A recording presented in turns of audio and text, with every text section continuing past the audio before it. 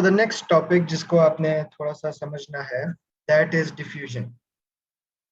So what is basically diffusion? By definition, the random movement of particles from a region of higher concentration to a region of lower concentration is known as diffusion. कि अगर एक side पे, if one side A has more particles and if the other side B has less number of particles, overall जो movement होगी of the particles, that would be from A to B, from higher to lower. और थोड़ी देर बाद a state would be established with particles would now be equal to each other. मतलब the particles in A would be equal to the particles in B.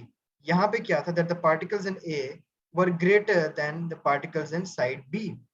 So overall हम ये कहते हैं कि इस state को we name it as equilibrium.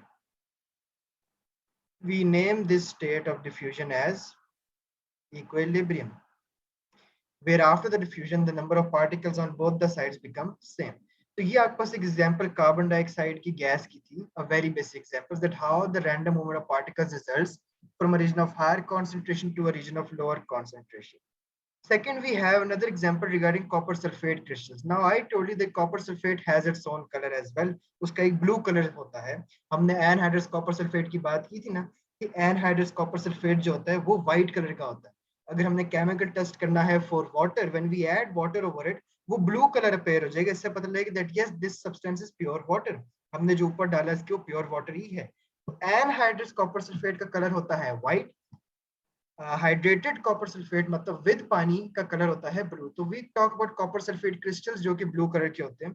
होता क्या है, you take a beaker of water and inside you place these copper sulphate crystals. After some time आप देखते हैं कि the colour starts to gradually spread throughout the water और overall आपका क्या होता है, after 10 minutes the copper sulphate crystal has dissolved और जो कलरलेस पानी था वो पानी पूरा ब्लू हो गया है. बहुत सिंपल सा कॉन्सेप्ट है. आप देखिए आपने एक ब्लू क्रिस्टल कलरलेस पानी में डाला. The water was first colourless. After a while the blue crystal, उसका जो ब्लू कलर था क्रिस्टल का वो हर जगह स्प्रेड हो गया पानी में. क्यों?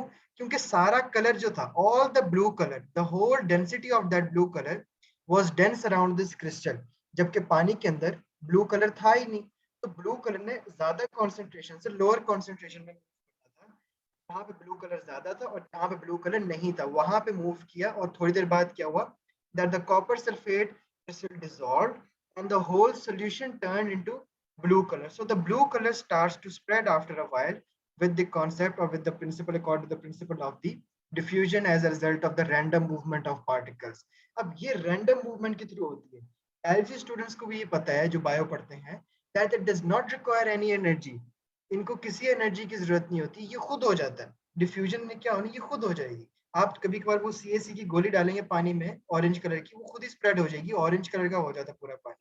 After 10 minutes a uniform blue solution forms bye diffusion and equilibrium solution. या हम कहते हैं वो कलर जो था वो यूनिफॉर्मली स्प्रेड हो गया. पहले क्या हुआ होगा, आहिस्ता आहिस्ता यहाँ पे डार्क ब्लू था, फिर यहाँ पे और कलर स्प्रेड हुआ, फिर यहाँ कलर स्प्रेड, थोड़ी देर में एक ही जैसा कलर हो जाएगा पूरे पानी में.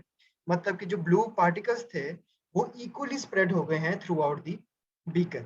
Same is the case is a very important, ये बहुत इंपॉर्टेंट आपका थर्ड एग्जांपल है that has been asked in past papers. आपको देख के समझ आ गई होगी, आपके सामने से क्वेश्चन बहुत दफा गुजरा होगा, पेपर्स में आया होगा, एमसीक्यूज में, थ्योरी में, हर जगह.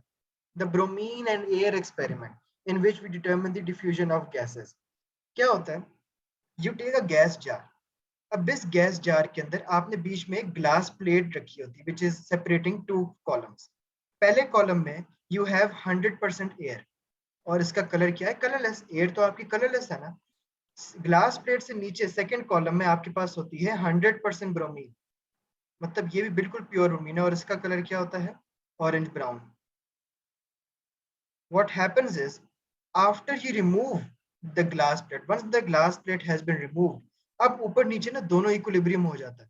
कैसे इक्विलिब्रियम हो जाता है कि पहले क्या था, यहाँ पे 100% एयर थी, नीचे 100% ब्रोमीन थी. अब क्या होगा, 100 ही रहेगा ओवरऑल, लेकिन फर्क क्या हो जाएगा, 50% एयर है प्लस 50% ब्रोमीन है. नीचे भी क्या है, 50% एयर है प्लस 50% ब्रोमीन है. ओवरऑल फिर भी ऊपर नीचे है क्या, 100. ऊपर भी 100% ही है, नीचे भी 100% ही है. द ओनली डिफरेंस इज कि एयर और ब्रोमीन आपस में मिक्स कर गए हैं। थोड़ी सी एयर यहाँ चली गई थी और थोड़ी सी ब्रोमीन ऊपर आ गई थी, और ये कब हुआ? When you remove the glass plate. So diffusion occurs the fastest in gases following by liquids and then in solids. तो अगर आपको एक डिफ्यूजन की ये एग्जांपल आई होप समझ आ गई, ज्यादा मुश्किल नहीं है। अब होगा क्या, एक और चीज, यहाँ पे बहुत डार्किश ब्राउन कलर था ब्रोमीन का जब वो अकेली थी, लेकिन आप खुद सोचें जब वो स्प्रेड हो गई इवनली, तो यहाँ पे भी लाइट ब्राउन हो गया होगा और यहाँ पे भी लाइट ब्राउन हो गया होगा। क्योंकि देखें, मैं कहता हूँ कि एक पेंट बहुत ज्यादा एक ही जगह पे पड़ा हो तो वो डार्क कलर का होता है, लेकिन अगर उसी पेंट को फैलाने लग जाऊं, क्या उसका कलर वही रहेगा? क्या उसके पार्टिकल्स की डेंसिटी वही रहेगी? नो, उनके पार्टिकल्स की डेंसिटी भी कम हो जाएगी और उनका कलर भी लाइट हो जाएगा, वो डार्क ब्राउन से लाइट ब्राउन हो जाएगा, but it would be evenly spread. हम ऐसा नहीं कह सकते कि ऊपर 49% है नीचे 51%, नहीं, एग्जैक्ट 51% एयर और ब्रोमीन ऊपर भी होंगे, एग्जैक्ट 50% एयर और ब्रोमीन नीचे भी आएंगे once the glass plate has been removed. एक आखिरी चीज जो मैं बताऊंगा, that diffusion occurs fastest in gases. Gases के अंदर ड्यू टू इट्स पार्टिकल्स, क्योंकि हमने देखा diffusion occurs due to random movement of particles, और सबसे ज्यादा रैंडम मूवमेंट ऑफ पार्टिकल्स कहाँ पे होती है? इन गैसेस। गैसेस में ज्यादा रैंडम मूवमेंट ऑफ पार्टिकल्स होगी, उसके बाद लिक्विड्स में होगी और उसके बाद सॉलिड्स में होगी। तो सबसे फास्टेस्ट डिफ्यूजन किस में होती है?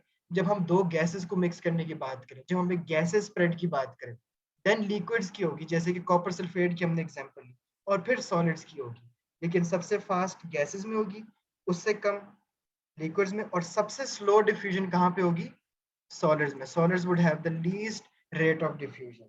And this is all for today. And we have talked about the concept of diffusion as well. In the next lecture, we'll be talking about the different factors that affect the rate of diffusion, which is a very important topic of your O-level chemistry.